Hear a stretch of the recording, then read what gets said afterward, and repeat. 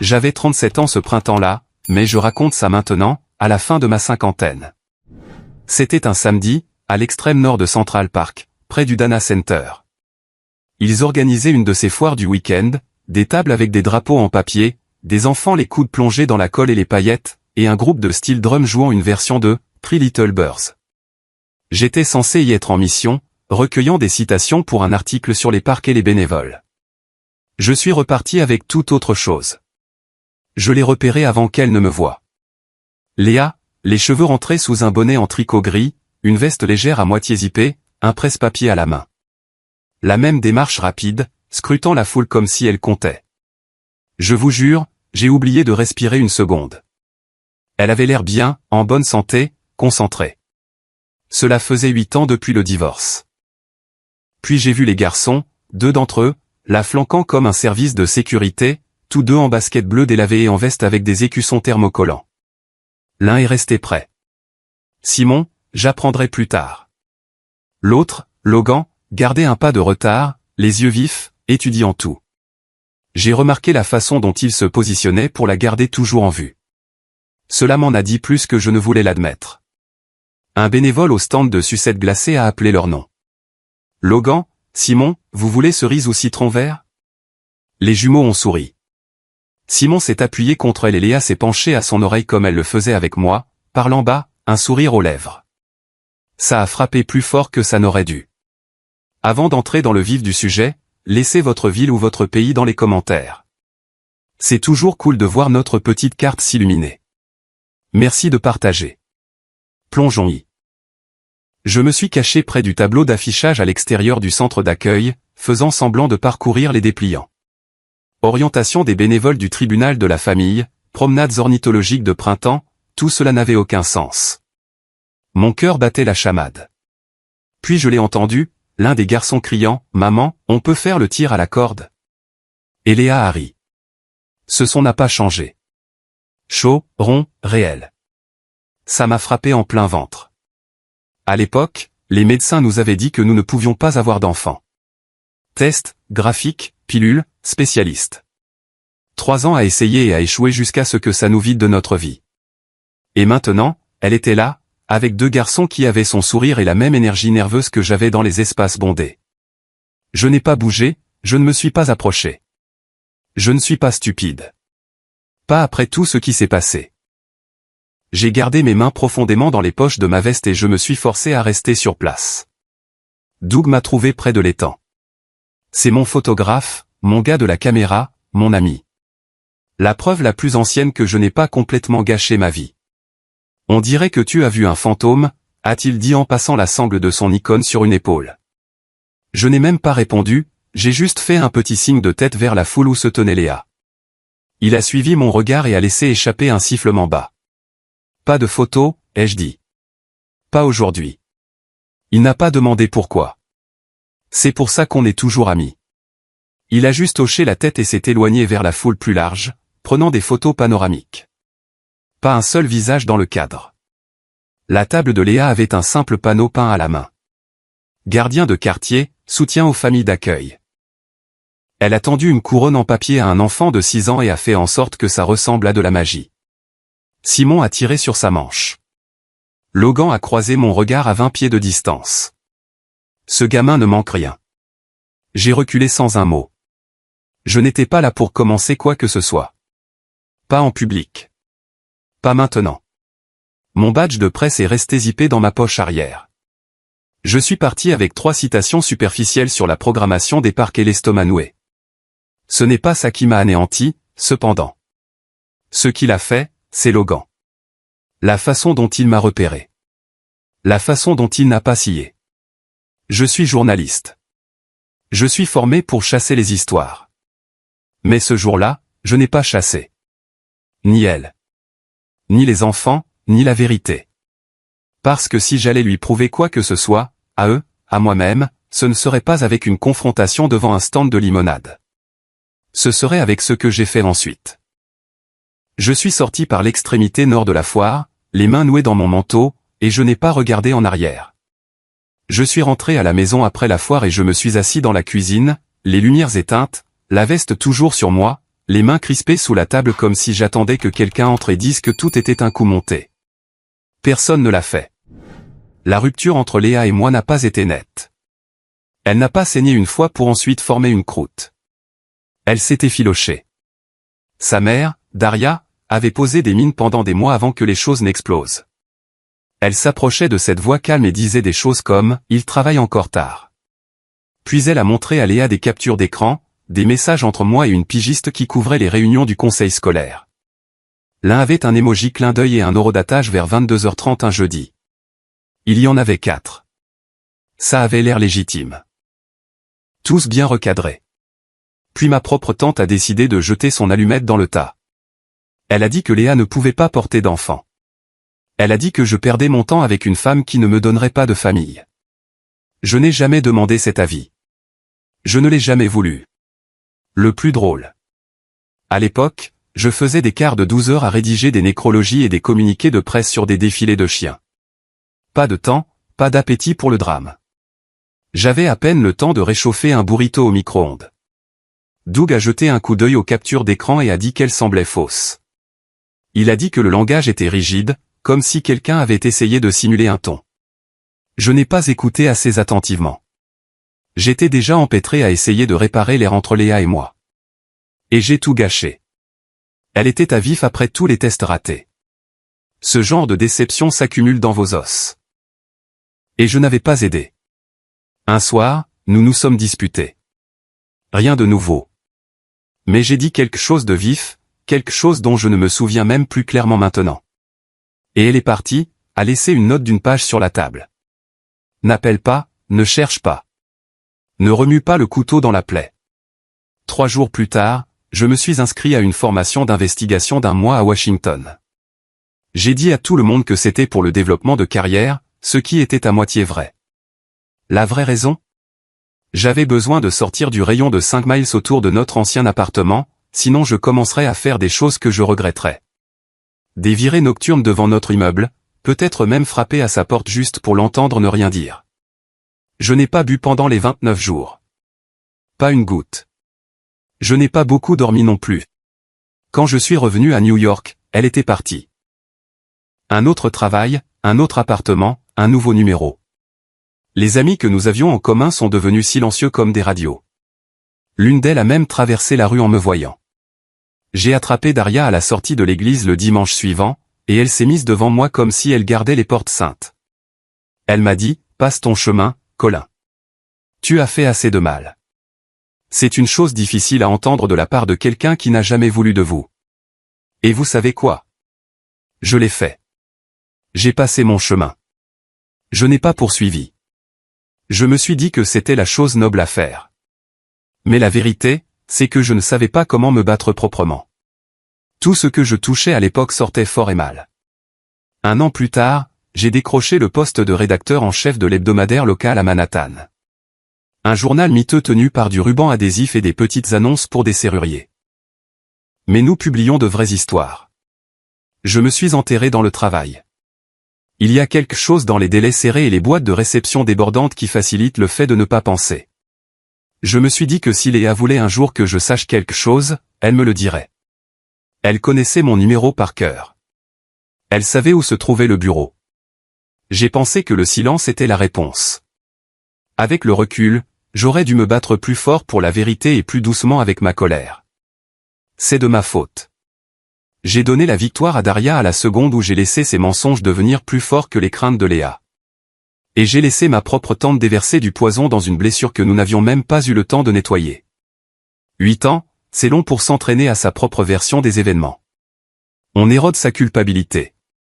On polit ses excuses. On répète juste assez de regrets pour que tout reste bien rangé. Puis un jour, on est debout dans un parc et on la voit sourire et soudain, tout ce souvenir propre est détruit par 2 garçons qui ont la même démarche que vous et les mêmes yeux lasses. Je n'ai appelé personne après la foire. Je n'ai pas envoyé de SMS à Doug ni contacté les amis communs pour demander qui savait quoi. Je n'ai pas pêché aux nouvelles ni au ragot. Si j'allais toucher à ça, ce ne serait pas avec un pied de biche. Le lendemain matin, je me suis assis à mon bureau et j'ai proposé une série sur la ville à mon éditeur. Le titre était faible, mais la structure était bonne. se concentrer sur les gardiens locaux, les voisins qui s'occupent des enfants du système, le soutien aux familles d'accueil, les agents de liaison scolaire, les bénévoles des banques alimentaires. Pas de politique, pas de lamentation, juste les gens qui se présentent. Mon éditeur a aimé. Il l'a appelé « un encouragement civique sûr ». Je ne lui ai pas dit le nom de Léa. Je n'essayais pas de l'impliquer dans une histoire qui me mettrait en valeur. Il ne s'agissait pas de relations publiques. J'avais déjà fait ça. Ça ne m'a mené nulle part. Je me suis fixé 3 règles. Pas d'embuscade, pas d'article à l'eau de rose, pas de dénigrement. Je n'allais pas me présenter à son travail comme un journaliste à la recherche d'un scoop. Si je me rapprochais un jour de la vérité, ce serait par quelque chose qui rendrait le monde un peu meilleur, pas pire. Doug était partant dès le début. « Tu vas me dire pourquoi c'est important maintenant ?» a-t-il demandé cet après-midi-là. J'ai dit « Je veux juste bien faire les choses ». Il a hoché la tête, puis a dit « Il t'a fallu du temps ». Nous nous sommes mis au travail le jour même. Et oui, une partie de moi le faisait pour récupérer quelque chose que j'avais perdu. Mais une autre partie voulait juste prouver, peut-être pour la première fois, que je pouvais construire quelque chose sans arrière-pensée, juste des preuves, du service et du temps. Les 3 mots les plus difficiles que je connaisse. Nous avons commencé la série avec les bases. Rien d'extraordinaire. Doug et moi avons accompagné des bénévoles du parc à Riverside. Nous avons pris des photos de transporteurs de paillis et de jardiniers âgés distribuant des gants à des élèves de 5e année. La semaine suivante, nous avons fait une distribution de nourriture avec une grand-mère d'accueil à Inwood qui emballait des sacs en papier comme si elle les envoyait à ses propres enfants. Le samedi suivant, nous avons participé à un atelier de préparation de kits scolaires dans le sous-sol d'une école de Washington Heights. Plier du papier, compter des règles, gratter de la colle séchée sur des classeurs donnés. J'ai dit la même chose à chaque bénévole. Nous sommes ici pour raconter des histoires, pas pour les vendre. Et je le pensais. Nous avons gardé chaque objectif large, chaque citation propre, et pas une seule photo ou paragraphe n'était liée à Léa. Peu importe. Les vautours de la salle de rédaction ont rapidement commencé à tourner. Jade, l'une des jeunes rédactrices, s'est penchée sur mon bureau pendant que je consignais les interviews. Cette femme à la foire, a-t-elle dit en agitant son stylo comme un couteau. Celle près de la table d'information du tribunal. C'était votre ex ? Elle a haussé un sourcil comme si elle connaissait déjà la réponse. J'ai dit ce que j'avais déjà répété dans le miroir. Cette série n'est pas personnelle. Elle a levé les yeux au ciel et s'est éloignée, marmonnant quelque chose sur un conflit d'intérêts à voix basse. Je n'ai pas mordu. À la seconde où vous vous expliquez dans une salle de rédaction, ils sentent la faiblesse. Je fais ça depuis assez longtemps pour savoir quand me taire. Pourtant, je n'allais pas être négligent. J'ai appelé Russell. C'était un vieil ami de mon père, un ancien avocat devenu directeur de musée à Fort-Tryon. L'un de ces gars qui savent comment garder les choses calmes et propres. Je lui ai offert un café et je lui ai demandé, officieusement, comment écrire sur la tutelle sans marcher sur des plates-bandes juridiques. Il m'a donné une liste dactylographiée de 3 pages. Puis il m'a regardé par-dessus ses lunettes et a dit, « De bonne clôture, Colin. C'est comme ça qu'on ne brûle pas le jardin. » J'ai hoché la tête et j'ai gardé la liste pliée dans mon carnet. Avant de partir, il m'a fait visiter l'arrière-salle du musée, des bric-à-brac provenant de vieux bureaux de quartier en cours de déblaiement. Un labyrinthe de chaises cassées, de caisses de brochures poussiéreuses, d'anciennes armoires métalliques empilées comme des briques. On vide le stockage, a dit Russell. Prends ce dont tu as besoin. Construis ton nouvel espace de travail. J'étais à mi-chemin de la vérification des tiroirs d'un bureau quand j'ai heurté quelque chose qui coinçait. Un vieux bureau en chêne, solide. L'un des tiroirs du bas ne s'ouvrait pas complètement. J'ai senti derrière le rail et j'ai touché du papier. Je connaissais son écriture avant même de la sortir. Des lettres inclinées, à moitié cursives, la façon dont elle écrivait toujours quand elle pensait trop vite pour se soucier de la propreté. L'enveloppe était glissée à l'intérieur, jamais scellée, sans timbre, sans adresse, juste mon nom. Je l'ai tenue comme un fil sous tension. Je ne sais même pas combien de temps je suis resté là avant de la glisser dans mon manteau et de sortir. J'ai fait un tour complet du musée, le cœur battant comme si j'avais de nouveau 19 ans, pas 50 ans et quelques avec des genoux raides et une patience qui s'amenuise. Je l'ai lu à l'arrière, près du quai de chargement. Elle a écrit qu'elle ne pouvait pas respirer avec les rumeurs qui l'assaillaient de toutes parts, que les commentaires de ma tante sur le fait qu'elle ne me donnerait jamais de fils la maintenaient éveillée la nuit. Qu'elle avait essayé de lire mes SMS de travail tard le soir comme étant innocent, mais que les captures d'écran rendaient le bruit trop fort pour penser. Puis, dans la marge, elle a griffonné, une partie de moi sait que tu n'as pas triché. Je ne pouvais tout simplement pas survivre au bruit. J'ai dû m'asseoir. Il y avait une ligne en bas qui m'a vidé. Si jamais on se revoit, dis-moi que tu vas bien. Dis-moi que je ne t'ai pas brisé. C'est le genre de phrase qui ne part pas. Elle s'installe au centre de votre poitrine et vous met au défi de l'oublier. J'ai pleuré. Pas du genre bruyant. Juste quelques minutes de silence et de sel, les poings sur les genoux, regardant la rivière comme si je pouvais y jeter les 8 dernières années et repartir à zéro. Je ne l'ai pas appelé, je ne lui ai pas envoyé de SMS, je ne l'ai pas pisté. J'ai glissé la lettre dans mon carnet de journaliste, plié entre mes brouillons d'articles et une barre de céréales à moitié mangée. Puis je suis retourné au travail. On avait une copie à rendre pour 6 heures et un trou dans la mise en page de la taille de Queens. Le premier article a été publié ce jeudi sous le titre « Les mains que vous ne voyez pas ». J'ai laissé les mots d'un bénévole porteur toute la section du milieu. Pas de noms légaux, pas de drame, juste une logistique difficile. Comment naviguer sur 3 lignes de bus avec un sac de manteaux d'hiver et rentrer avant le couvre-feu? Nous avons listé tous les besoins de bénévoles que nous avons pu confirmer. Fourniture, transport, mentorat, et avons ajouté une boîte de réception générale. Juste un petit espoir que quelqu'un se soucierait assez pour répondre. 61 emails sont arrivés dans les 24 premières heures. La plupart offraient des vestes d'hiver, de vieux téléphones, ou disaient qu'ils avaient du temps pour conduire le samedi. Un père célibataire du Queens a écrit qu'il avait des outils et des dimanches libres. Une infirmière à la retraite a dit qu'elle pouvait aider à traduire des documents médicaux. J'ai imprimé chaque email et je les ai empilés au milieu de la table de la salle de rédaction. Une semaine plus tard, l'éditeur a déposé 2 numéros de dossier sur mon bureau et a dit « Tu veux ajouter un peu de piquant ?» Les tribunaux de la famille fuient à gros bouillon. Je les lui ai rendus directement. On ne transforme pas les enfants en clics. Il a croisé les bras. « Tu nous fais perdre du trafic. » J'ai croisé son regard et j'ai dit « Donne-moi 3 mois. Si ça foire, j'écrirai moi-même ton histoire de tribunal. » Il m'a tendu la main. Je l'ai serré. Nous savions tous les deux que nous ne nous croyions pas. Pendant tout ce temps, je continuais d'aller à cette foire du week-end. Même heure, même stand de churros, même chemin autour du parc. Je ne me suis jamais approché plus près que la dernière rangée de tables. Jamais parlé, juste observé. Un samedi, Logan a brandi un panneau de tir à la corde en carton, les yeux balayant le chemin. Sa tête s'est tournée dans ma direction, puis a continué. Je ne sais pas s'il m'a vu, mais j'ai eu l'impression que oui.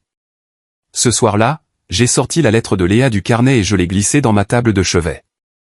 Non pas parce que je suis sentimental, parce qu'elle me rappelait ce qu'il ne fallait pas faire, comment ne pas laisser l'orgueil diriger tout le spectacle. Chaque fois que je touchais ce tiroir, je me souvenais de garder la tête basse, de faire le travail, et d'arrêter de nourrir ma propre version éditée du passé. C'était le seul moyen de mériter d'avancer. Au 3e article de la série, nous n'avions plus de place sur les étagères. Le placard arrière du musée ressemblait à un entrepôt de fournitures scolaires. Des boîtes de cahiers, des sacs à dos empilés en tours inégales, le personnel de recel triant des crayons de couleur dans des bacs comme si c'était la ruée des fêtes. C'est là que j'ai compris que j'avais mérité le droit de la contacter. Non pas pour ouvrir le passé, mais pour montrer que je pouvais faire quelque chose sans le gâcher. J'ai tapé le SMS 10 fois avant de l'envoyer. Une seule ligne. Si tu es d'accord, j'aimerais avoir 5 minutes dans un lieu public. Sans pression. J'ai regardé l'écran pendant 1 heure avant d'appuyer sur « Envoyer ». Elle a répondu 3 heures plus tard, exactement comme elle le faisait quand nous étions mariés. Assez de temps pour me faire transpirer. Dana l'a envoyé dimanche à 14h15. Je suis entre 2 services. C'était Léa. Toujours en train de planifier. Toujours en gardant sa position. J'ai répondu « Merci ». Et rien d'autre. Puis j'ai passé le lendemain à vérifier mon téléphone comme une recrue nerveuse attendant le retour d'un rédacteur. Le dimanche est arrivé, gris et frais. J'y suis allé 20 minutes en avance, je me suis tenu près des marches en pierre près de l'étang où les canards se rassemblent pour des miettes. J'ai gardé mes mains enfoncées dans mes poches, déplaçant mon poids toutes les minutes environ comme un gars qui attend un bus qui pourrait ne pas arriver. Puis elle l'a fait. Elle a remonté le chemin avec son badge de bénévole à moitié caché sous son pull, les cheveux plus courts maintenant, quelques mèches s'échappant de sa tresse. Elle ne s'est pas précipitée. Elle n'a pas souri non plus. Nous nous sommes juste arrêtés à quelques mètres l'un de l'autre, comme deux personnes à un passage pour piétons, décidant qui passe en premier. Elle a gardé ses doigts enroulés autour de la balustrade, les articulations blanches. « Salut », ai-je dit. Simple, sûr. « Salut », a-t-elle répondu, même ton, sans chaleur, sans tranchant, juste un terrain neutre. Je lui ai tout de suite dit que je l'avais vue à la foire, que j'avais gardé mes distances parce que je ne voulais pas empirer les choses. Ses yeux se sont levés une demi-seconde, puis sont redescendus vers l'étang. « Tu as bien fait », a-t-elle dit doucement. « Les foules ne sont pas l'endroit. » J'ai hoché la tête. « Je voulais aussi te dire quelque chose. J'ai trouvé une lettre, une vieille, de toi. Elle était dans un bureau de musée que Russell nous a donné pour la rénovation. Elle s'est figée, juste un peu. Un bureau en chêne. « Ouais, je le connais », a-t-elle dit. Sa voix a baissé. J'ai laissé la lettre là exprès. Je ne pouvais pas l'envoyer sans tout remettre le feu aux poudres. Ça a frappé plus fort que je ne l'attendais. Je lui ai dit que je l'avais lue et que je ne cherchais pas à la disséquer. Je voulais juste qu'elle sache que je l'avais et que ça comptait. Elle a fait un bref signe de tête, les yeux toujours fixés sur la balustrade. Puis elle m'a surpris. J'ai cru ma mère, a-t-elle dit sans détour, comme si elle lisait des notes de tribunal. Elle avait des captures d'écran. Tu sais, celles. Je les ai vues, mais je ne me suis pas défendu. J'aurais pu parler de métadonnées, d'horodatage, ou de la façon dont Doug les avait signalées il y a des années. Rien de tout cela n'avait d'importance à ce moment-là. Je n'étais pas là pour gagner une dispute. Alors j'ai dit, ouais, je les connais. Elle a levé les yeux pour la première fois depuis son arrivée. Je voulais qu'elle soit fausse, a-t-elle dit. Mais vouloir ne tient pas dans une tempête. Je comprends, lui ai-je dit. Et je ne suis pas ici pour le relitiger. Cela lui a valu un demi-sourire à peine esquissé, disparu presque instantanément. Je lui ai parlé de la série, des bénévoles, du partenariat avec le musée, du réseau de soutien aux familles d'accueil. J'ai dit que je voulais créditer le programme dans le musée, mais pas elle ni quoi que ce soit lié au tribunal de la famille. Pas de détails personnels, pas de porte dérobée, ai-je promis. Juste un travail qui aide. Elle a hoché la tête une fois. Bien. Ça aide les enfants, a-t-elle dit. Son ton s'est adouci juste assez pour ressembler à la Léa que je connaissais. Fatiguée, stable, gentille, même quand elle ne voulait pas l'être. Nous sommes restés en silence pendant une minute. J'ai regardé un enfant jeter du popcorn dans l'eau et j'ai dit doucement, à propos des garçons. Elle m'a coupé rapidement, mais pas méchamment. Ils connaissent leur histoire, a-t-elle dit. Assez pour leur âge. Cela m'a dit ce dont j'avais besoin. Ils savaient qu'ils étaient en famille d'accueil, peut-être adoptés, mais pas de qui. Je n'ai pas insisté. Ce n'était pas mon droit. Pas encore. J'ai changé de sujet. On a 2 boîtes de fournitures scolaires données. J'allais envoyer un jeune bénévole en bus, mais c'est un trajet. Je pourrais les déposer à votre bureau de programme si ça aide. Elle a réfléchi, comme si elle cherchait des pièges. Envoie-moi un SMS d'abord, a-t-elle dit finalement. Pas de surprise, pas de débarquement à la maison. Marché conclu, ai-je dit. Si je ne peux pas suivre les instructions, je ne mérite pas de faire la course. Cette phrase m'a valu la plus petite réaction réelle de la journée. Un petit rire, sec mais vivant. Toujours une grande gueule, a-t-elle dit. Seulement pour les grandes occasions. Je lui ai tendu une copie de la première histoire, imprimée proprement sur du papier épais. Je voulais que tu vois ce qu'on fait, ai-je dit.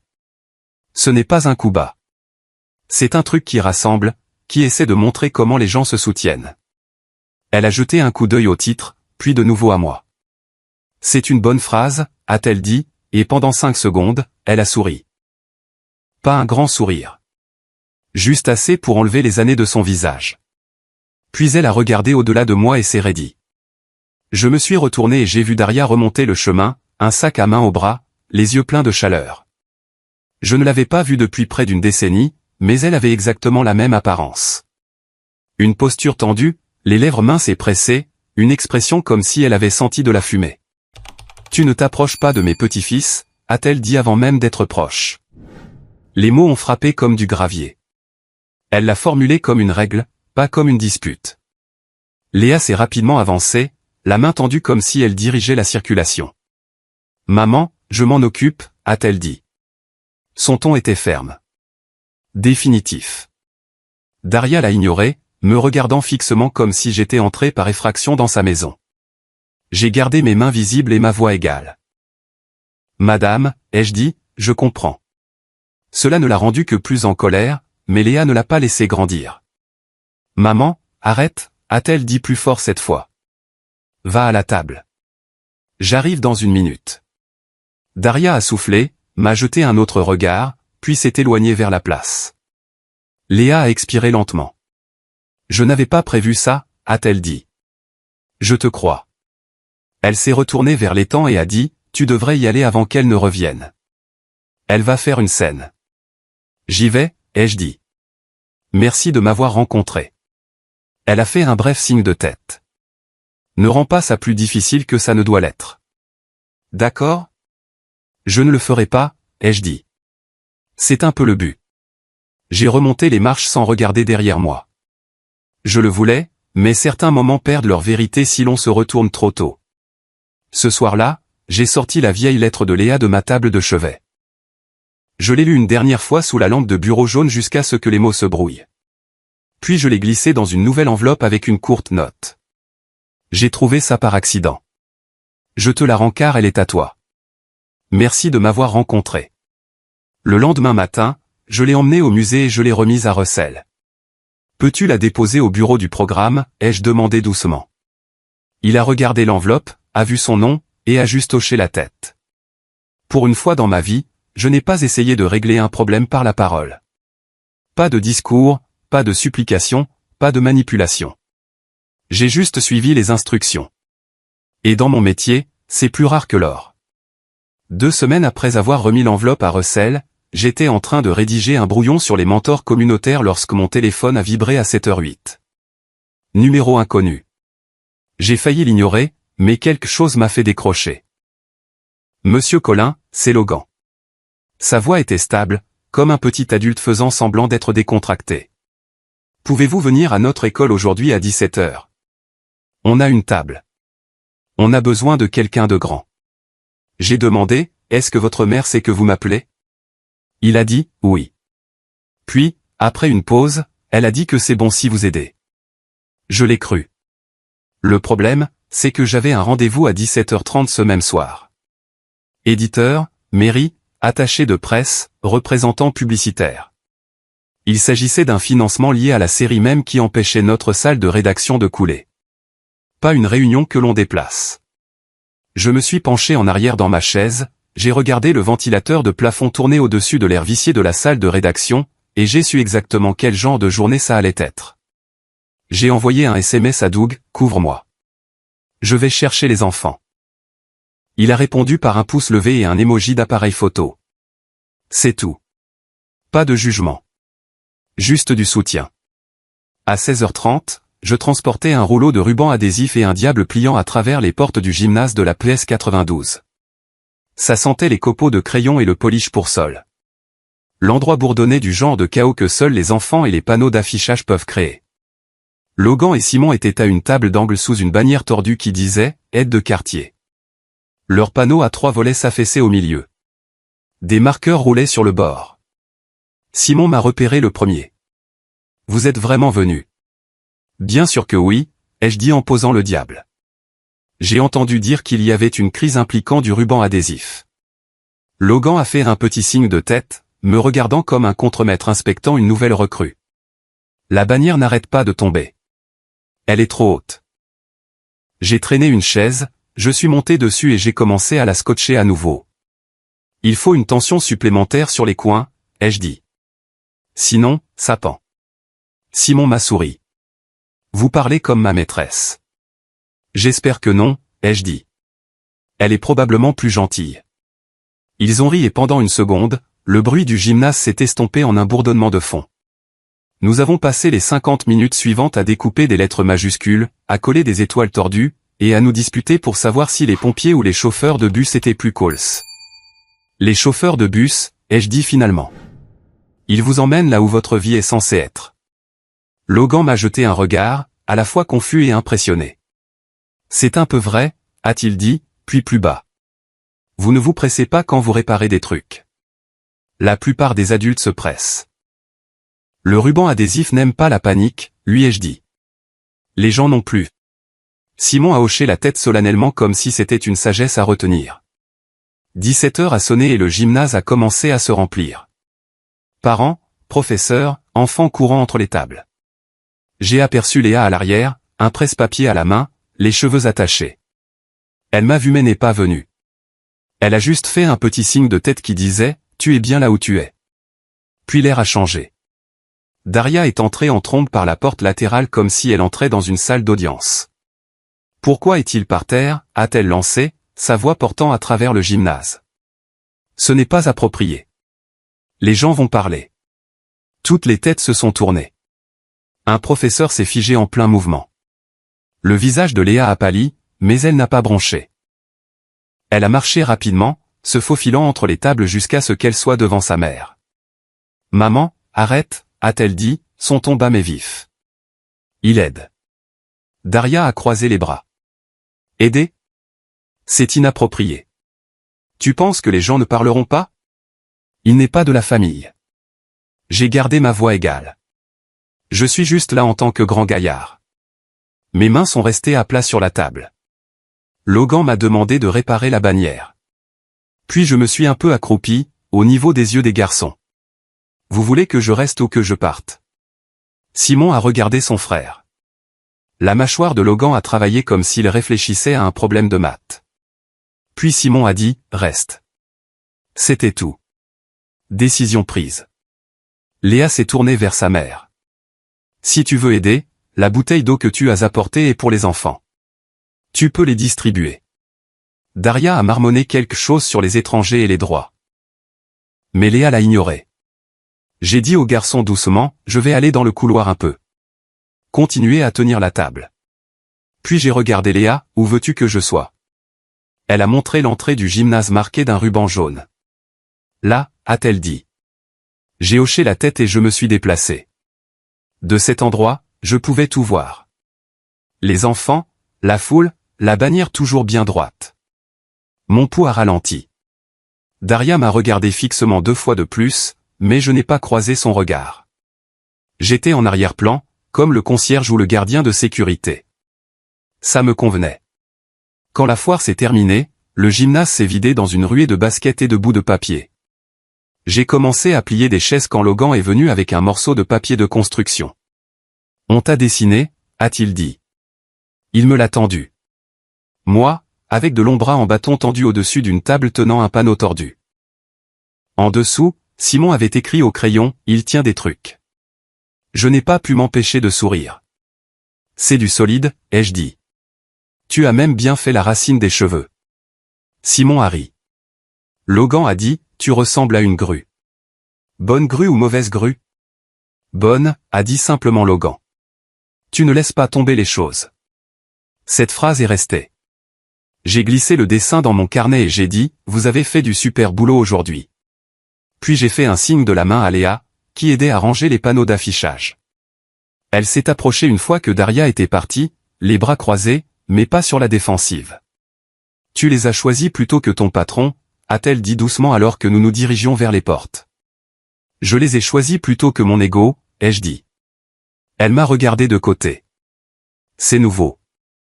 J'essaie, lui ai-je dit. J'apprends lentement. Elle n'a pas répondu, mais elle ne s'est pas non plus éloignée. Dehors, l'air était frais et sentait la pluie qui arrivait. Nous nous sommes arrêtés près du trottoir pendant que les garçons se battaient pour savoir qui tiendrait l'affiche. Tu es doué avec eux, a-t-elle dit finalement. J'aime les enfants qui savent comment construire une bannière, ai-je dit. Elle a souri, petite et fatiguée. Tu n'as pas rendu ça bizarre. Merci pour ça. J'essaie de maintenir ma lancée, ai-je dit. Elle n'a pas ri, mais ses épaules se sont détendues. Je t'enverrai un SMS quand ils auront un autre projet, si ça te va. C'est plus que ça me va. Nous nous sommes dit au revoir. Simple comme ça. Pas de promesses, pas de discours. Plus tard dans la nuit, Russell a appelé alors que je réchauffais des restes. J'ai vu cette petite scène depuis le dernier rang, a-t-il dit. Bonne maîtrise de soi. J'ai failli me désintégrer sous le regard de Daria, ai-je dit. Elle pourrait décaper de la peinture. Il a gloussé. Tu veux un conseil? Documente chaque contact. Garde ton ton froid et n'attends pas d'éloges. Tu n'es pas là pour marquer des points. Tu es là pour aider. Compris, ai-je dit. Et merci d'être venu. Je ne suis pas venu pour toi, a-t-il dit. Je suis venu pour les enfants. Mais je dois admettre que tu t'es comporté comme un homme adulte. Ça, venant de Russell, c'était pratiquement une médaille. Après que nous ayons raccroché, j'ai nettoyé la cuisine, puis j'ai sorti le dessin de mon carnet. Je l'ai glissé dans la table de chevet, juste à côté de la lettre non envoyée de Léa. Les bords du papier se sont effleurés, une vieille douleur à côté de quelque chose de tout neuf. L'un me rappelait qui j'avais été. L'autre me rappelait qui j'avais encore le temps de devenir. Et pour une fois, cela semblait suffisant. Le SMS est arrivé à 6h41 précise, juste au moment où je versais du café. Doug a trouvé les vieilles photos de rumeurs sitôt. Il n'envoie pas de SMS à moins que ce ne soit réel. Il avait conservé l'arborescence des fichiers d'il y a 8 ans, étiquetés, archivés, triés par mission, comme seul quelqu'un avec son genre de cerveau le fait. Il m'a envoyé des ventilations de métadonnées. Les photos que Daria avait utilisées, la preuve de la soi-disant liaison, étaient toutes fausses. Les horodatages ne correspondaient pas. Les légendes dataient de 2 mois par rapport aux messages qu'elles étaient censées soutenir.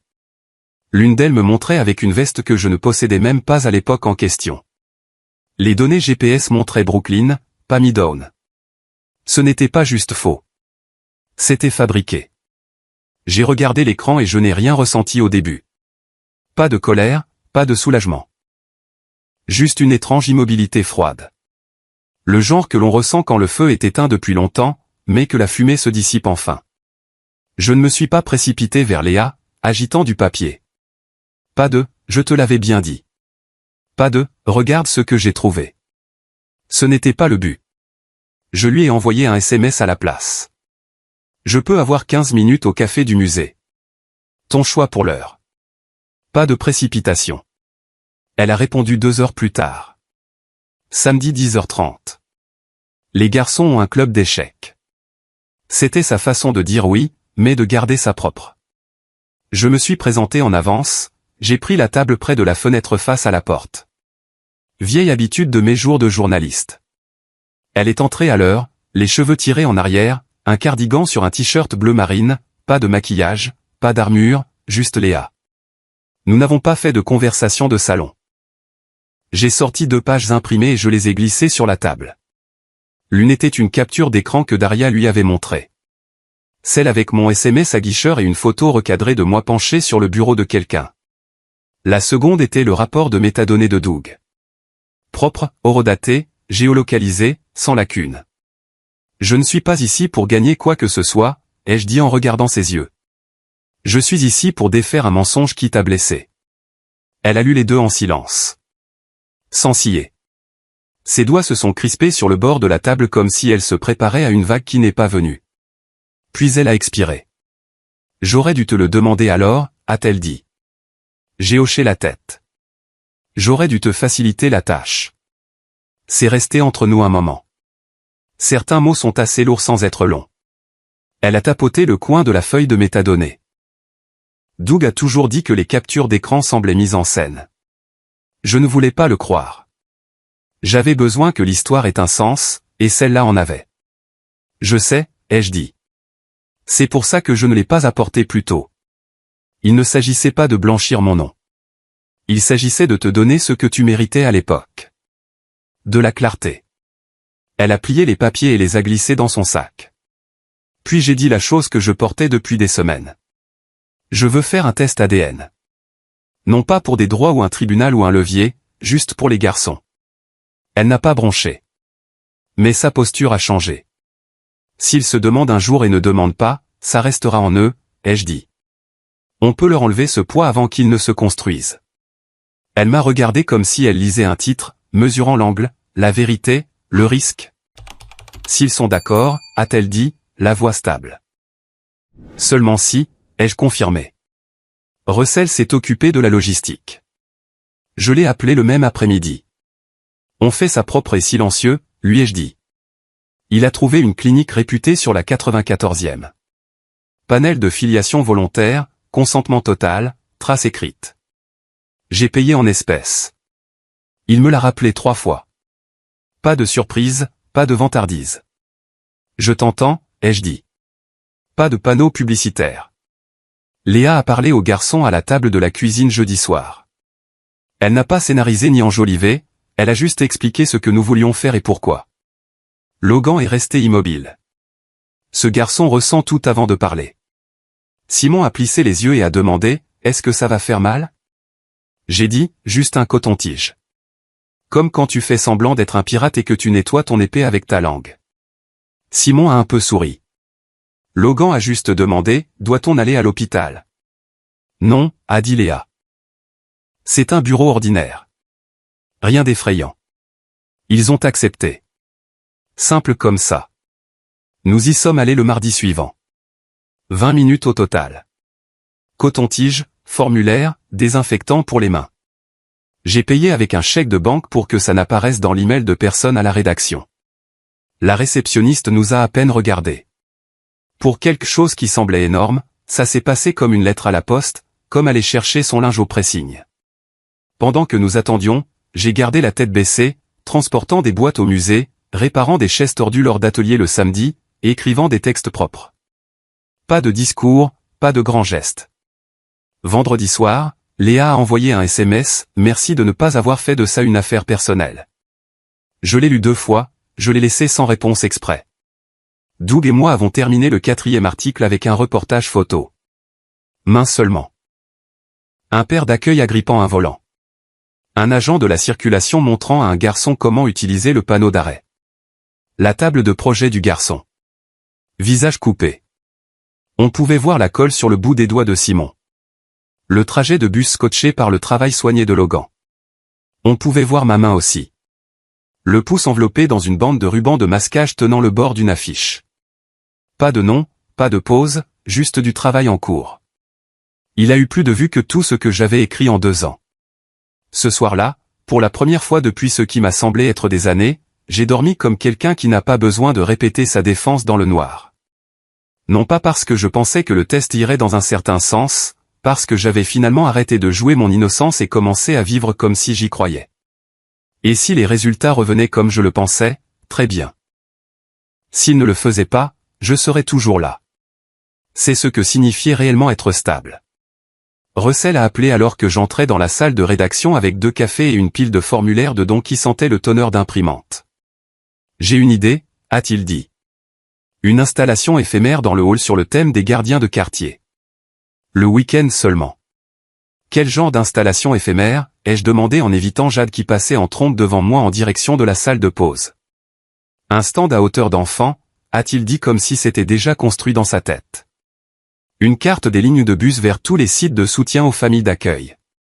Un mur de dessin, un code QR pour les inscriptions de bénévoles.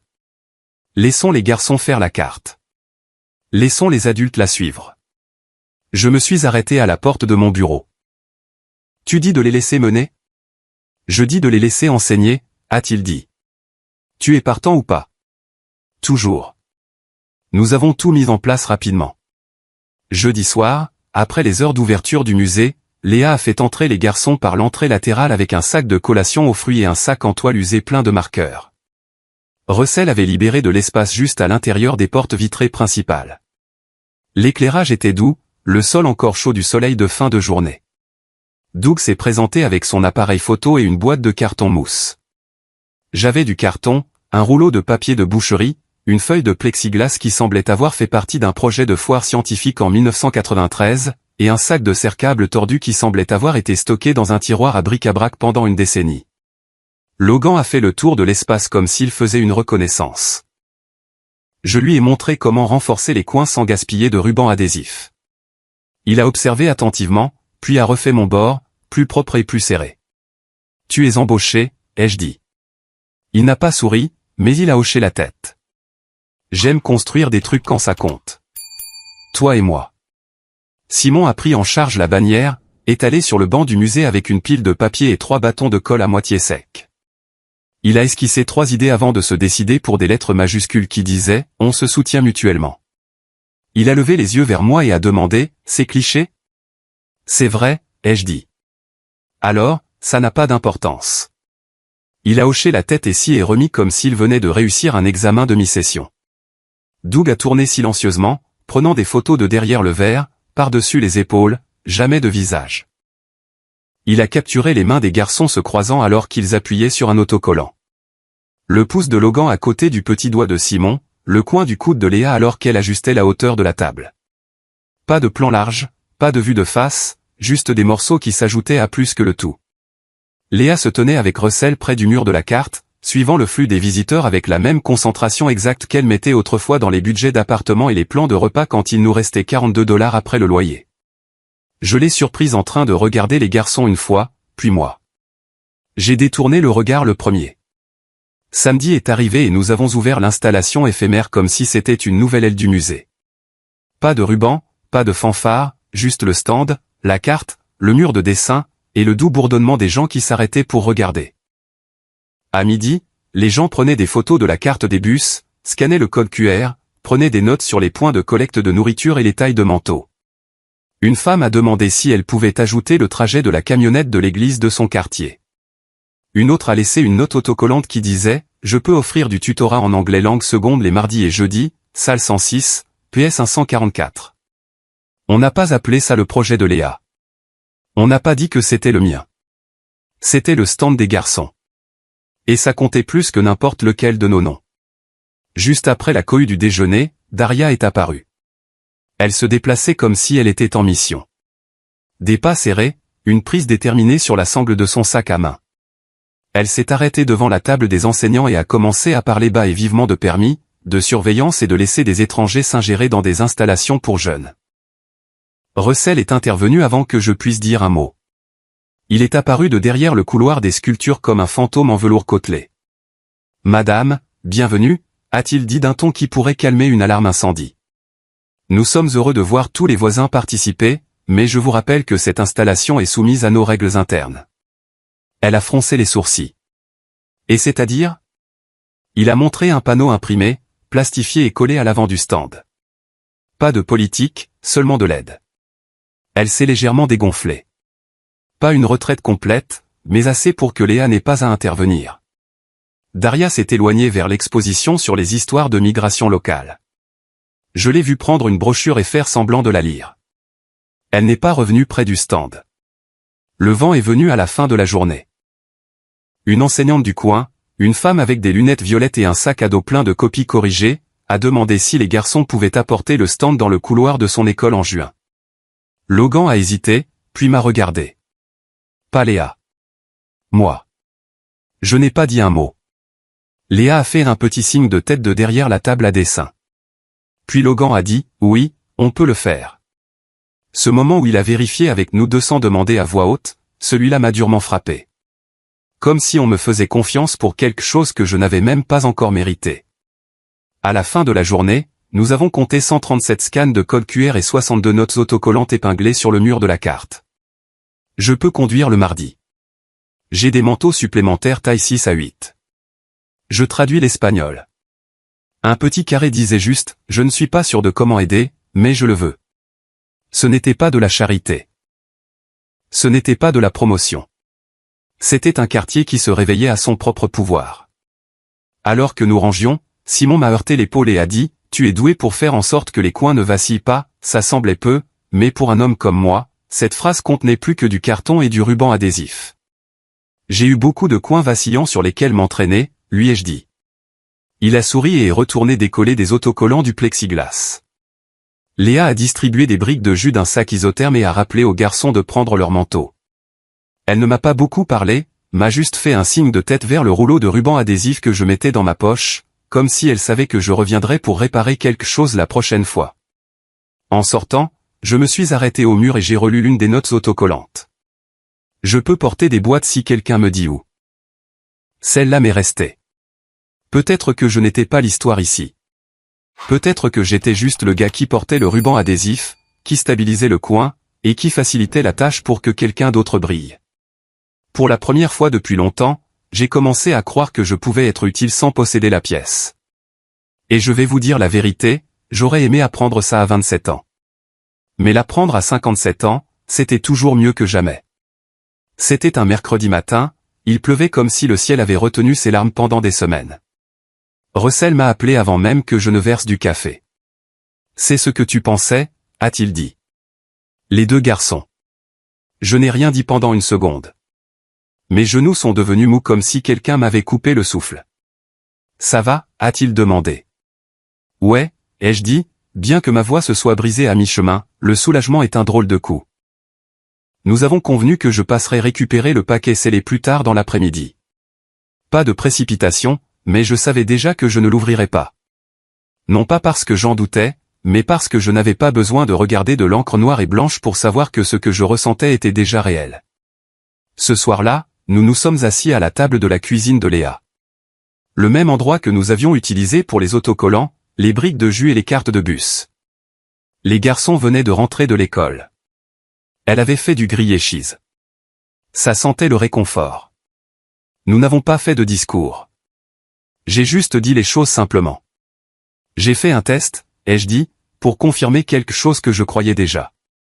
Il s'est avéré que j'avais raison. Logan a cligné des yeux rapidement. Simon a tendu la main et a agrippé la manche de son frère comme s'il pensait qu'il pourrait s'envoler. Léa n'a pas dit grand-chose, elle a juste regardé mon visage de la manière dont une infirmière regarde un moniteur, vérifiant les signes, pas les mots. Logan a demandé, est-ce que ça change quelque chose? Je les ai regardés tous les deux. Seulement si vous le voulez, ai-je dit. C'est vous qui donnez le rythme.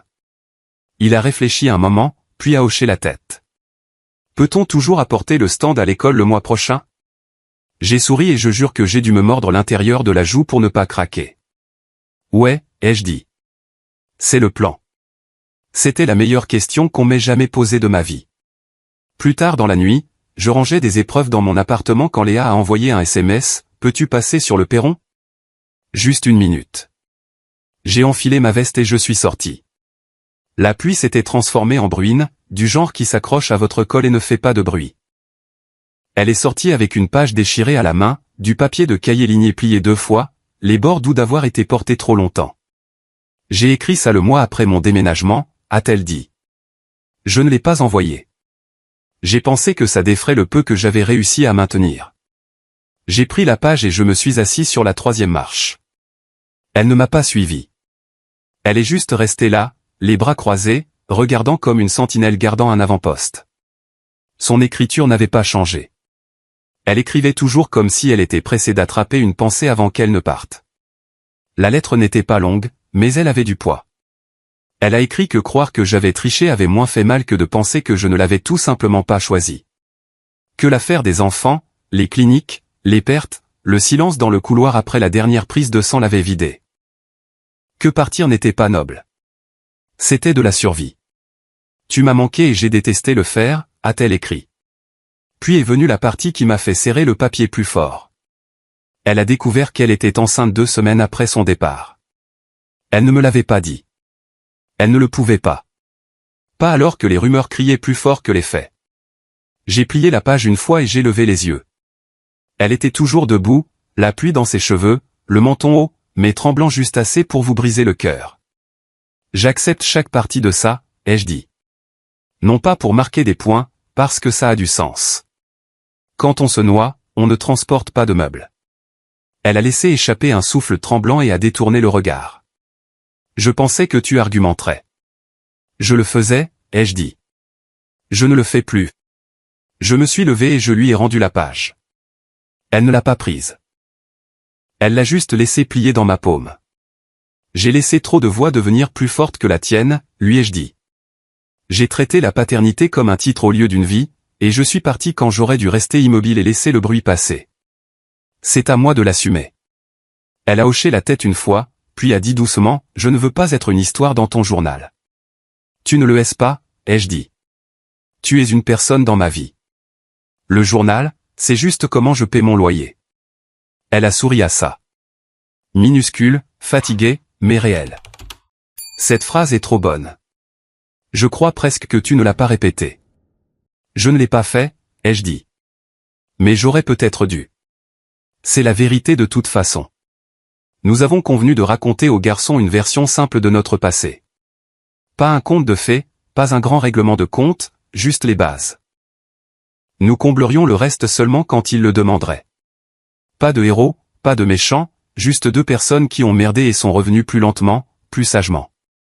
S'ils veulent un thérapeute, a-t-elle dit, on en trouve un. D'accord, ai-je dit. Certaines choses n'ont pas leur place à une table de cuisine. Avant que je ne me tourne pour partir, elle a tendu la main et a touché mon avant-bras avec 2 doigts. Rien de dramatique, pas de câlin, pas de longue pause. Merci, a-t-elle dit, de ne pas m'avoir fait passer pour la méchante pour que tu puisses avoir raison. J'ai baissé les yeux sur sa main, puis de nouveau sur son visage. Il m'a fallu beaucoup de temps pour apprendre ça. Elle a hoché la tête comme si ça suivait. J'ai descendu le perron et je n'ai pas regardé en arrière jusqu'à ce que je sois de l'autre côté de la rue. Elle était rentrée, la lumière du porche éteinte, la lettre toujours dans ma poche. Ça ne ressemblait pas à une clôture. Ça ressemblait à une porte entr'ouverte, juste assez pour entendre le bruit de la respiration de l'autre côté. Et à ce moment-là, c'était suffisant. La prochaine flambée est venue de l'intérieur de la salle de rédaction. Mon éditeur s'est glissé dans mon bureau en tenant un bloc-notes rouge vif comme s'il s'agissait d'une grenade. « Allons au tribunal de la famille », a-t-il dit. Un grand coup d'éclat, l'angle de la défaillance du système. On a des citations, on a des chiffres, et ton nom dessus lui donne de la chaleur. Je l'ai regardé droit dans les yeux. Tu veux que j'écrive un article démolissant le tribunal où travaille Léa? Elle n'est dans aucun de ces cas, a-t-il dit trop vite. C'est un article sur le système. Tu ne la nommes pas, tu sais exactement comment ça atterrit, lui ai-je dit. Même si son nom n'y figure pas, elle est dans la pièce quand il est lu. Je ne vais pas brûler son bureau pour augmenter les chiffres publicitaires. Il s'est appuyé contre le cadre de la porte et m'a fait ce petit haussement d'épaule qu'il réserve pour quand il perd. Tu es têtu. Je ne le nie pas, ai-je dit. Mais j'ai apporté 3 alternatives. Des projecteurs sur des bénévoles de la ville, des propositions de réparation des transports en commun, des micro-subventions pour les agents de liaison du programme. C'est propre et ça génère toujours des clics. Il a soufflé mais n'a pas insisté. Il ne le fait jamais quand je me présente avec de vrais remplaçants au lieu d'excuses. On verra ce que le conseil dit, a-t-il marmonné. Dis-leur que j'assumerai les conséquences, ai-je dit. Mais pas à ses dépens. Plus maintenant. Il n'a pas aimé, mais il est parti. Le lendemain à midi, les ennuis ont trouvé une deuxième porte. Russell a appelé et a dit, passe au musée. On a une situation. Je suis entré dans le hall d'entrée et j'ai vu la pile de mes imprimés avant même de m'asseoir. Daria avait déposé une préoccupation formelle auprès du programme d'accueil. Ligne d'objet, conflit potentiel, implication des médias dans les projets pour jeunes. Elle avait mis en copie un membre du personnel du conseil municipal, joint une photo floue de moi scotchant le stand éphémère, et l'avait fait sonner comme si je préparais des enfants à la propagande politique. Russell a montré l'email du haut. Elle n'est pas bête. Elle est allée à côté du public. Quelle est la demande, ai-je dit. On répond une fois, gentiment, en public. On a organisé une courte réunion informelle près du stand cet après-midi-là. 3 membres du personnel du programme, l'administration du musée, moi. Russell a ouvert, calme, clair. Cette installation a été créée par des jeunes de la région. Le musée a facilité. On en est fier. Je me suis avancé. Je suis un rédacteur local. J'aide en tant que voisin. Je ne fais pas de reportage sur des familles individuelles. Je n'utilise pas cet espace pour des histoires ou du crédit. Juste pour servir. Léa se tenait à l'arrière, près de l'exposition sur les jardins communautaires. Elle n'a pas parlé. Bonne décision. La directrice du programme a ajouté, on adore les coups de main supplémentaires. C'est tout ce que c'est. À mi-chemin de sa phrase, Daria est arrivée. Elle est entrée rapidement, prête à transformer ça en une confrontation.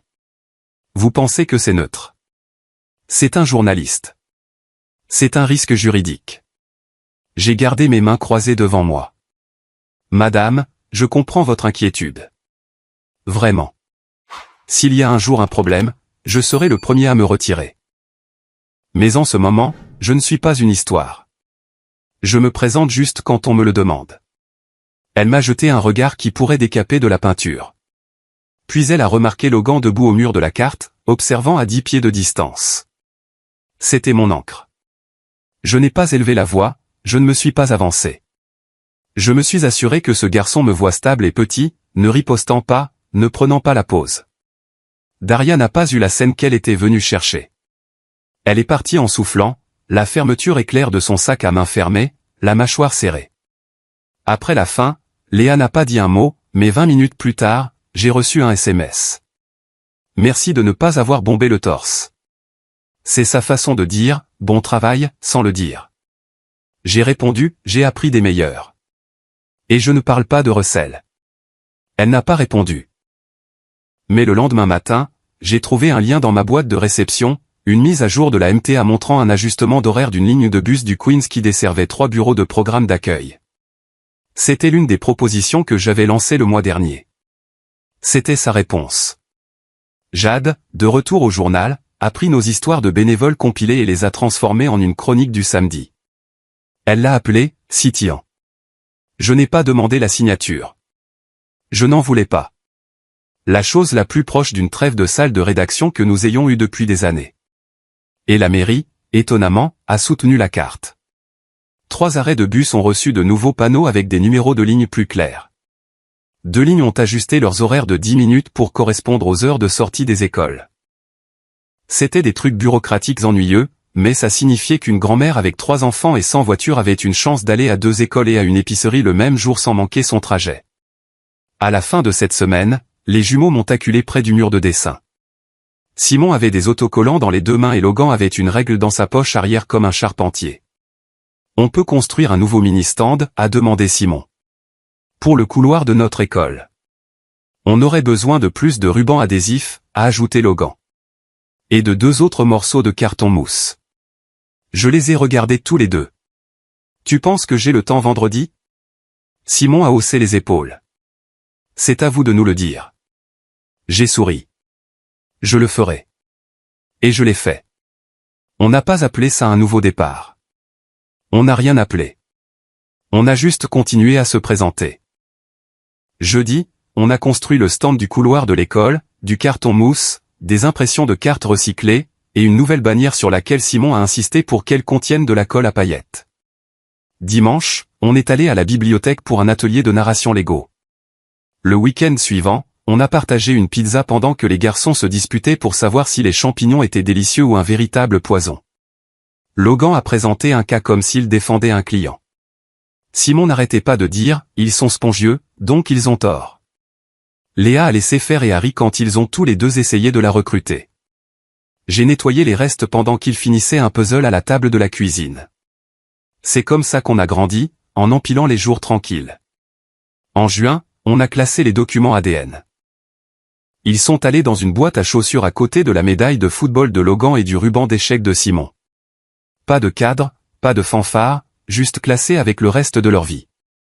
Sur l'insistance de Russell, on a rempli les formulaires de reconnaissance volontaire de paternité. Guichet de l'état civil du centre-ville, 3 signatures et 2 modifications d'actes de naissance. Rien d'extraordinaire, ennuyeux et en règle. C'est comme ça qu'on fait maintenant. Quand les gens me demandaient qui j'étais, je disais, je suis Colin. J'aide. Et puis les garçons ont commencé à m'appeler, papa, quand on était juste nous.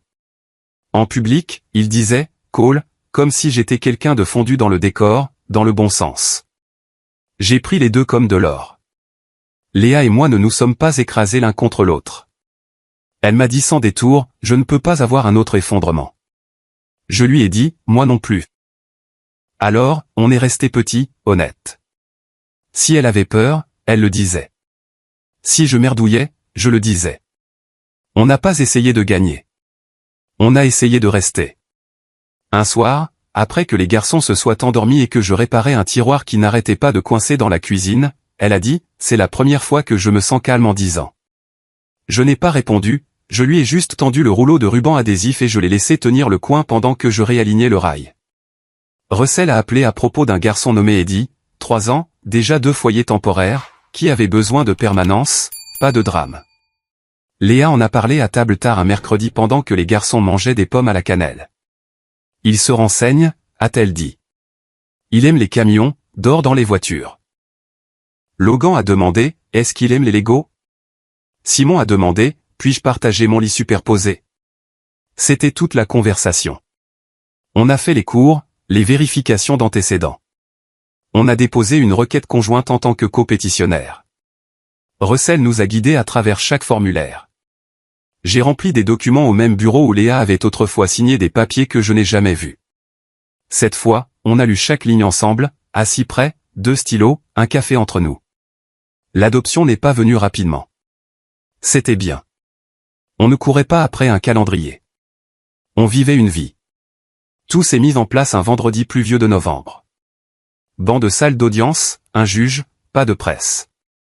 Doug se tenait à l'arrière et a pris une photo qui a capturé 4 mains autour d'un petit marteau. Flou, mais indubitablement la nôtre. Après l'audience, nous nous sommes tenus tous les 5 sous l'auvent de l'entrée du musée, regardant la pluie lustrer le trottoir. Logan et Simon ont montré leur ancien stand, rapiécé et un peu tordu, toujours debout dans le coin comme un vieil ami. Eddie a fait rouler un camion jouet le long du plexiglas comme si c'était une piste de course, et a fait de doux bruits de vroom sans même lever les yeux. J'ai tendu la main vers celle de Léa et je me suis arrêté à mi-chemin par habitude.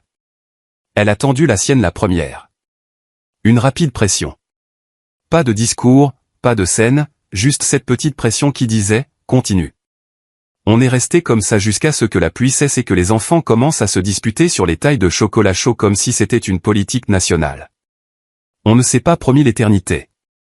Ce n'est pas comme ça qu'on parle. On s'est promis demain à 16h15 pour prendre le bus pour la bibliothèque et aller au parc avant le dîner, puis de vérifier la nouvelle veilleuse d'Eddie avant de se coucher. C'est comme ça qu'on avance maintenant. Des horaires au lieu de vœux, des plans au lieu de poésie. En marchant vers le café, Logan m'a glissé quelque chose dans la poche de mon manteau. C'était un dessin. 5 bonshommes allumettes. La même bannière tordue. On se soutient mutuellement. Mes bras étaient encore trop longs, comme une grue. Il avait dessiné une nouvelle silhouette avec une tête ronde et un camion jouet. « Tu as oublié Eddie » a-t-il dit en souriant. J'ai regardé la page. Puis je l'ai regardé. Plus maintenant. Et j'ai tenu la porte pour mes garçons et la femme que j'ai autrefois perdue et que j'ai en quelque sorte retrouvée. Ce n'était pas une fin heureuse. C'était quelque chose de mieux. C'était une vie. Et vous? Pourriez-vous pardonner à quelqu'un qui vous a brisé s'il revenait des années plus tard?